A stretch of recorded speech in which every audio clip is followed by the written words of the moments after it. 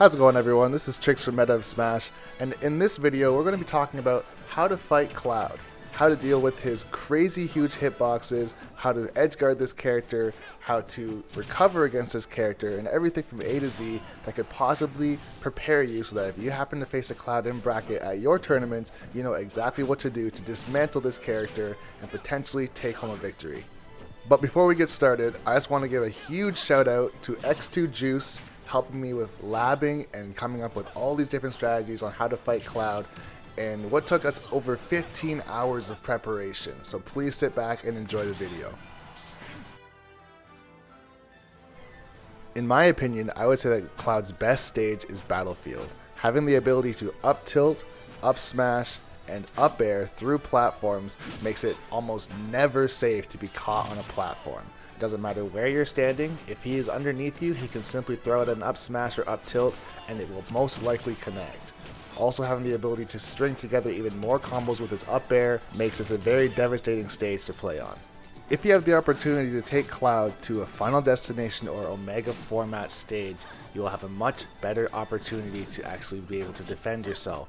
Even though you might have a character like Falco who is very strong at using platforms, it is not worth the risk to give Cloud the opportunity to juggle you and tack on extra percent while you're trying to land. Getting caught on platforms is just not worth the risk. Cloud is very good at applying shield pressure and can easily space you out with out of shield options. Even though sometimes if you are very close to Cloud, you can potentially punish his options, a good Cloud player is going to be properly spaced and you can find yourself whiffing attacks and putting yourself in very bad situations. Cloud also has the ability to follow up from an aerial using his jab, and the only moves in the game that can punish it are moves that come out frame 1. Because of this, Cloud players will often follow up their aerials going into a jab. Notice how Little Mac's jab can punish this, and his comes out frame 1, and Pikachu cannot, and his comes out frame 2. So if you see this setup, you are best to stay in shield and wait out the jabs, or if he does not jab, roll away or jump away. It has nothing to do with the fact that you might not be fast enough as a player to punish this, rather that this setup is virtually unpunishable. If a Cloud player sees that this tactic is no longer working, he may try and cross you up on shield and get behind you. But that can also be countered by turning around quickly with a tilt. If you are already facing away from Cloud while in shield, a down smash that hits in front of you first can also punish this setup. If Cloud is trying to space nairs on you in shield, it is possible to punish it. However, a well-spaced nair will not even hit your shield, but you will be out of grab range, and he can still punish you with a tilt. Cloud players will often try and bait you into shield grabbing so they can open you up and punish your attempt. And because of all of his aerials having so much shield knockback, he can do this for free. If you see a Cloud trying to space back airs on your shield, you can expect a forward tilt to come out very shortly after. But thanks to this, it is possible to anticipate a parrying opportunity.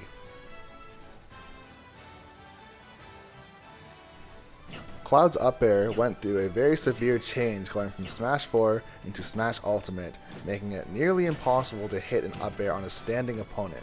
You will very rarely see this move used in the neutral. But if you find yourself in disadvantaged state above Cloud, there is almost nothing that can stop this move. Your best bet is to try and avoid this, and air dodge or jump away to safety. If you can get to a ledge, that is your best bet against this move. Do not try and challenge it whatsoever. The only move that we found that could trade with this move is Toon Link's down air, and as you can see, it's still not worth the risk. Rosalina's down air, Bowser's down B, King Dedede's up B, Yoshi's down B, and every other sword character cannot challenge this move.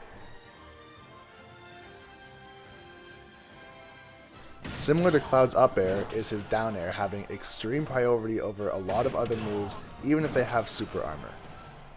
However, since the hitbox is shaped differently on this move, Rosalina does have the ability to actually counter this move and juggle Cloud, stopping him from landing with down air.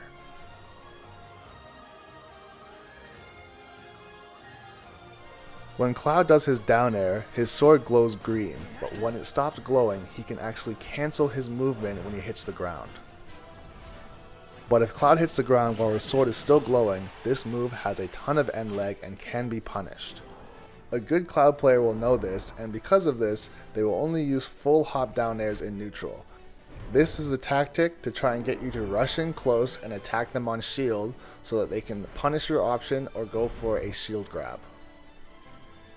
Cloud has the ability to edgeguard extremely well, especially if you go below the ledge. Even if you have super armor on your recovery, it is still very likely and very possible to get hit by this move and gimped. In some situations, you may not get gimped, but you will be put into a tech situation that you have to be ready to react to. So when recovering low against Cloud, always be ready to tech and try and air dodge back to the stage if possible. For characters that do not have super armor on their recovery, this situation is impossible to escape at high percents. You will not be given the opportunity to tech. Limit Blade Beam will also put you in the same situation. If you have to recover low, try throwing out an aerial before using your up B to hit Cloud out of position. My suggestion is to try to recover high at all costs so you can avoid the situation entirely.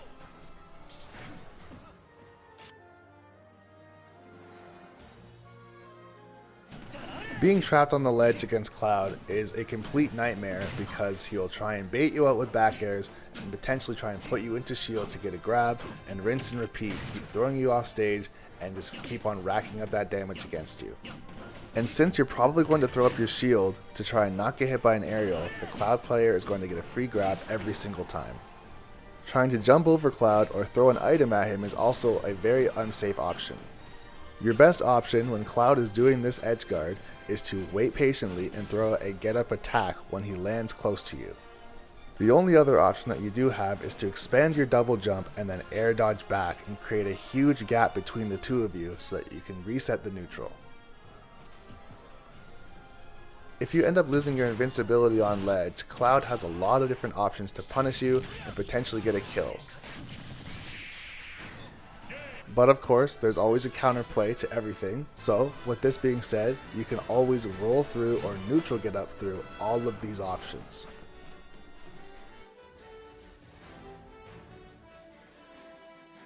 When Cloud is recovering with his up B, he still has the ability to get spiked, but the hurt box is very small. You must hit him in the head.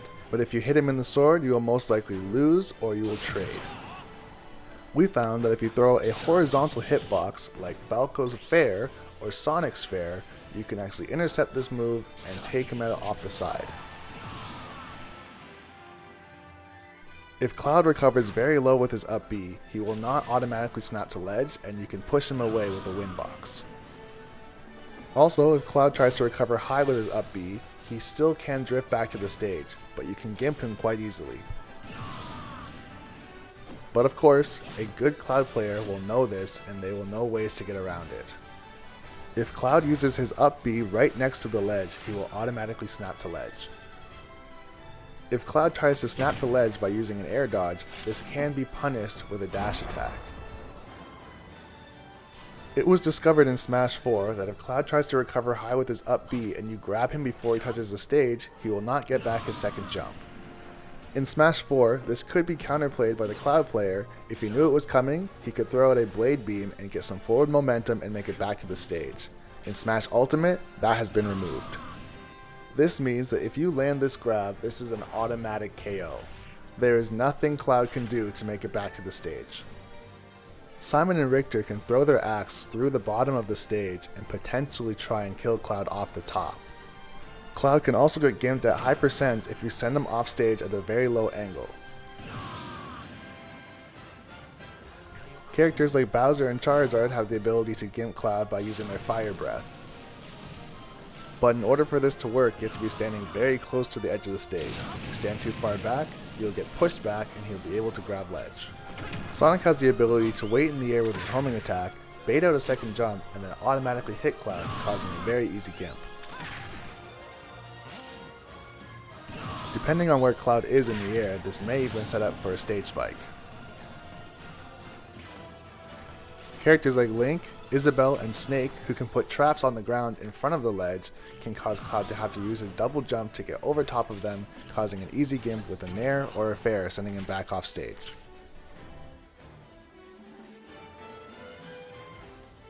When Cloud reaches fully charged limit, he becomes extremely dangerous on stage and off stage. But now in Smash Ultimate, this effect only lasts for 15 seconds before it has to be recharged. Cloud's down special finishing touch has extremely high knockback, but almost does no damage whatsoever. This move can be used at mid percents to get early kills, but it is a lot harder to land in Smash Ultimate than it was in Smash 4. When Cloud uses his Blade Beam, he cannot move freely until the move itself is finished. This means that you will always be able to act out of shield and punish before he can rush down on you. Limit Blade Beam also has the ability to go through a lot of different projectiles.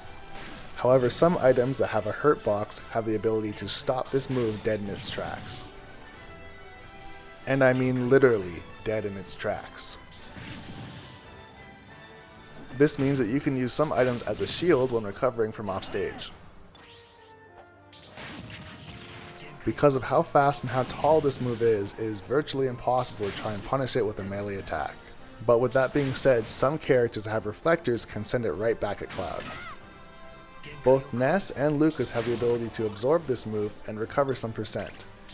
Disjointed moves and lingering hitbox moves cannot intercept this attack. Simon and Richter's Holy Water can intercept this move, but only while it's still in the bottle. Once it lands on the floor, it can no longer intercept this move. The Axe and the Holy Cross also cannot intercept this move. Rosalina can use Luma as a shield to intercept this move and can stay out of harm's way. Rosalina can also use Gravity Pull to absorb this move.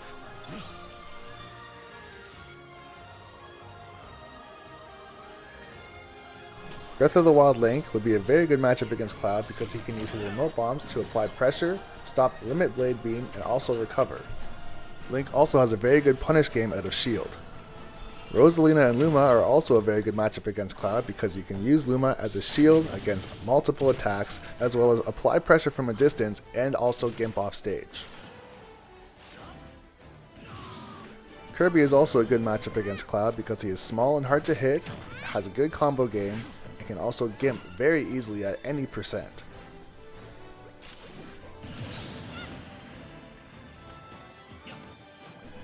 Although Mario is a very short-range character, he has a lot of tools that can gimp Cloud at any percent as well. Sonic is also a good matchup against Cloud because he is very hard to get his hands on, can rack up a ton of damage while also evading a lot of moves at the same time, and also has the ability to gimp off stage.